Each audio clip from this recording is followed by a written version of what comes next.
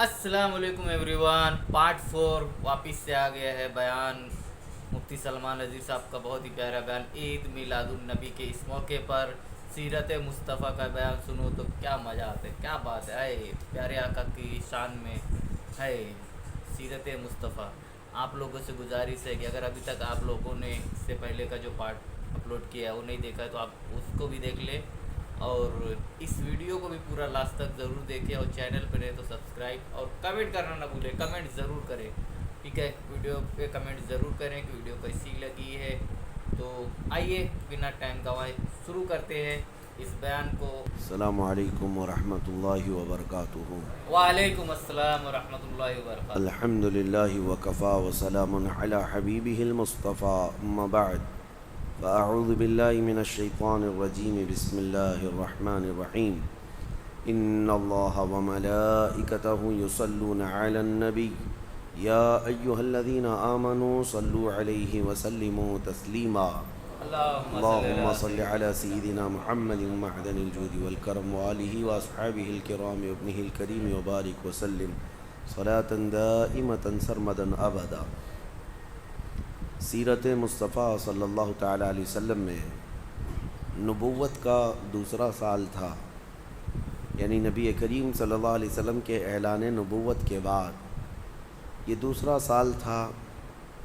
जैसे कि कल की सीरत के दर्स में बयान में मैंने अर्ज़ किया था कि मक्का वालों की शिद्दत बढ़ गई थी, वो आपे से बाहर हो चुके थे और जहाँ गरीब सहाबा को पाते थे मारते थे।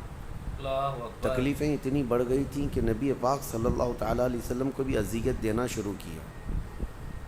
जैसे कि हज़रत अबू बकर सिद्दीक़ को मारा, ख़ुद हुज़ूर पाक सल्लल्लाहु अलैहि वसल्लम पर भी उन्होंने ज़्यादतियाँ की। लेकिन ये था कि किसी भी सूरत में हुज़ूर की तबलीग रुकती नहीं थी, उन्होंने हर हथकंडा अपनाया, लेकिन नबी पाक सल्लल्लाहु तआला अलैहि वसल्लम खामोश नहीं रहते, फिर तबलीग जारी ही रहती।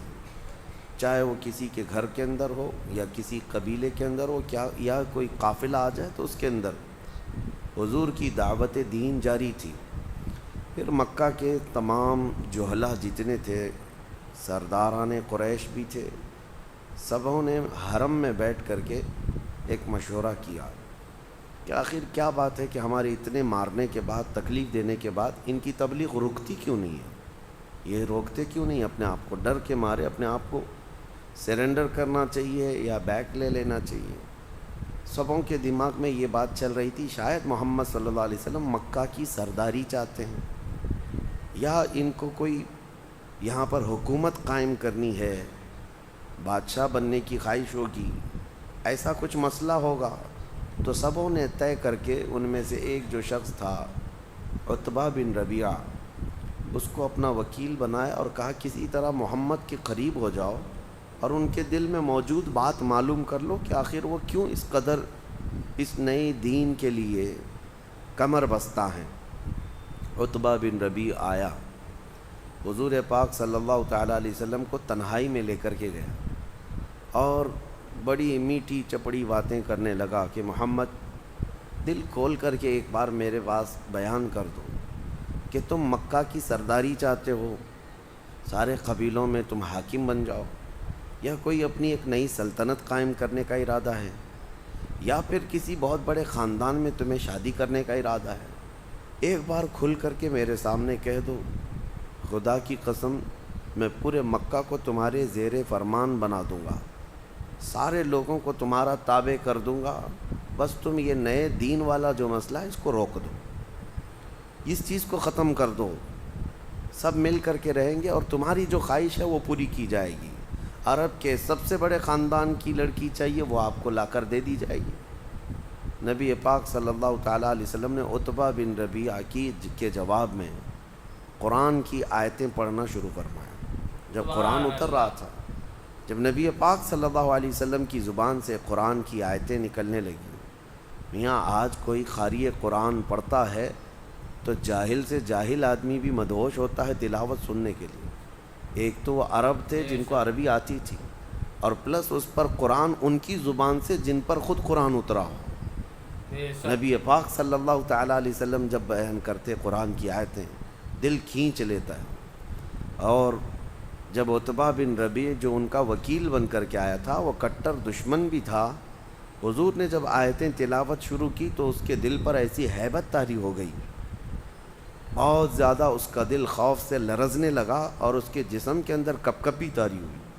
اس نے مجبوراً کہا کہ محمد اپنا یہ کلام روک دو، ورنہ یہ ساری چیزیں میں کنٹرول سے باہر ہو رہا ہوں، میں بے قابو ہو رہا ہوں یہ کلام کی جاذبیت سن کر کے۔ وہ آیا تھا منانے کے لیے اور پھر اس کے بعد واپس لوٹا، اور جتنے وہاں پر بڑے بڑے روسا تھے سب کو جمع کر کے کہا، واللہ محمد کے پاس نہ کوئی شعر ہے، نہ کوئی جادو ہے، نہ کوئی کہانی ہے، ان کی زبان سے جو الفاظ نکلتے ہیں اس میں غضب کی تاثیر ہے۔ تو سارے لوگ کھڑے ہو گئے اور کہا، عتبہ تجھ پر بھی تو جادو نہیں چل گیا؟ تجھے ہم نے کس کام کے لیے بھیجا تھا اور تو وہاں سے متاثر ہو کر کے آیا؟ عتبہ نے کہا، میری بات سننا ہے تو سن لو، میرا مشورہ یہ ہے کہ محمد صلی اللہ علیہ وسلم کو اپنے حال پر چھوڑ دو۔ اگر ان کا یہ کلام اور ان کی یہ دعوت پورے عرب میں بھاری ہو گئی تو حصہ تو ہمارا ہی ہوگا، قریش کی ہی عزت بڑھے گی، قریش کی عزت بڑھے گی، ہمارے خاندان کے ہیں محمد صلی اللہ علیہ وسلم۔ اور اگر وہ پورے عرب کو قابو نہ کر سکے تو عرب خود ہی انہیں مار ڈالیں گے۔ تم کیوں یہ روز روز کے جھگڑے اور یہ روز روز کی موب لنچنگ، کسی کو پکڑنا مارنا، یہ سب کیوں کرتے ہو؟ چھوڑ دو ان کو اپنے حال پر۔ لیکن مکہ والے اس کا مشورہ نہیں تسلیم کیے۔ سبوں نے کہا کہ ہمیں یہ منظور نہیں، ہم اپنی طاقت کے بل بوتے ہر ایک کو روکیں گے۔ پھر اس کے بعد ان کی یہ اذیت کا سلسلہ شروع ہوا۔ نبی پاک صلی اللہ تعالیٰ علیہ وسلم کے تبلیغ جب نہیں رکتی تھی، اب دوسری میٹنگ ہوئی۔ یہ فرسٹ میٹنگ تھی، دوسری میٹنگ ہوئی جو شرفائے قریش تھے، یعنی جو شریف لوگ مانے جاتے تھے اس وقت، بڑے بڑے سردار اور رئیس، وہ سب آئے حرم میں بیٹھے اور انہوں نے مشورہ کیا، کہا کہ دیکھو ہمارے شہر میں ایک بہت سخت گہما گہمی چل رہی ہے، ایک کام کرتے ہیں، ہمارے اور محمد کے بیچ میں اگر ابھی کوئی باقی ہے تو وہ ابو طالب ہے، اور ابو طالب کی بڑی عزت تھی کیونکہ وہ حضرت عبد المطلب کے بیٹے جو خانہ کعبہ کے متولی تھے۔ تو ابو طالب کے ہاں بہت بڑا ادب کا معاملہ ہوا کرتا، کیونکہ خانہ کعبہ کی چابی کے معاملات اور بھی دیگر معاملات ان کے خاندان میں ہوا کرتے۔ تو سبوں نے یہ مشورہ کیا کہ ہمارے اور محمد کے بیچ میں ابو طالب ہے، جا کر ابو طالب سے اس مسئلے میں بات کرتے ہیں، اگر وہ ہم بیچ میں سے ہٹ گئے تو ہم نپٹ لیں گے۔ تو بڑے بڑے جتنے لوگ تھے وہ سب آئے اور آ کر کے ابو طالب کے پاس، جبکہ ان کا بڑھاپا چل رہا تھا، جناب ابو طالب کے پاس آ کر کہنے لگے، ہم صرف آپ کی عزت کا خیال کرتے ہیں، آپ کے بڑھاپے کا احترام کرتے ہیں، اور آپ محمد صلی اللہ علیہ وسلم کی کفالت ابھی تک کر رہے ہیں، آپ ان کی حمایت میں ہیں، اور آپ دیکھ نہیں رہے ہیں کہ معاملات کتنے گرم ہوتے جا رہے ہیں، روزانہ کوئی نہ کوئی ہمارے گھروں سے جاتا ہے اور اسلام قبول کرتا ہے، اور ہمارے گھروں میں ایک عجیب سی کشمکش ہے۔ تو جناب ابو طالب کو انہوں نے دھمکی آمیز جملوں میں بھی کہا کہ اب ہماری تلواریں آپ کے اور آپ کے بھتیجے کے خلاف اٹھنے کو تیار ہیں۔ یہ پہلی مرتبہ تھا ان کی زندگی میں ایسا معاملہ آیا۔ تو جناب ابو طالب ان کے جانے کے بعد نبی پاک صلی اللہ علیہ وسلم کو بلاتے ہیں اور کہتے ہیں، اے میرے عزیز از جان، حضور سے وہ بڑی محبت کرتے، بہت پیار کرتے، کہا کہ میرے جان سے زیادہ عزیز بھتیجے، آج تک قریش کا بچہ بچہ میرا احترام کیا کرتا، آج بڑے بڑے لوگ آئے اور انہوں نے ایسے جملے کہے جن کو میں نے کبھی زندگی میں نہ سنا تھا نہ سوچا تھا، اب میں نے بھانپ لیا ہے کہ وہ ہمارے خلاف تلوار بھی اٹھانے والے ہیں، وہ ہمارے آگے کسی بھی حد تک جا سکتے ہیں، اس لیے میرا مشورہ یہ ہے کہ تم یہ دین کے کام کو، تمہارا جو نیا دین ہے، اس کو چند دنوں کے لیے سٹاپ کر دو، موقوف کر دو، روک دو۔ نبی پاک صلی اللہ تعالیٰ علیہ وسلم نے جناب ابو طالب کو اس حال میں دیکھا کہ آخری جو میرا حمایتی تھا میرے خاندان سے، اس کے پاؤں بھی اکھڑنے لگ گئے اب۔ تو حضور اکرم صلی اللہ علیہ وسلم نے ان سے کہا، اگر میری جان بھی چلی جائے تب بھی میں اس دین کے کام کو کبھی نہیں روک سکتا، بے یا شک، تو میں سبحان اس اللہ، دین کی دعوت پر نچھاور ہو جاؤں گا، میں قربان ہو جاؤں گا، یا اس دین کو پوری دنیا میں پہنچا کر رہوں گا۔ سبحان اللہ، جب بے اتنا شک، مضبوط ارادہ دیکھا جناب ابو طالب، تو دوسرے دن پھر آئے روسائے قریش، ایک دن پہلے جو بات کر کے گئے۔ اب یہ مزے کی بات ہے، سب آئے اور کہا کہ ہم نے آپ کو کل تک کی بات کی تھی اور ٹائم دیا تھا، کیا سوچا آپ نے؟ محمد اور آپ ہمارے درمیان صرف آپ ہیں، آپ ان کو ہمارے حوالے کر دیں، ہم نپٹ لیں گے۔ جناب ابو طالب کا بڑھاپا تھا، بڑھاپے کی عمر تھی، بال سفید ہو چکے تھے۔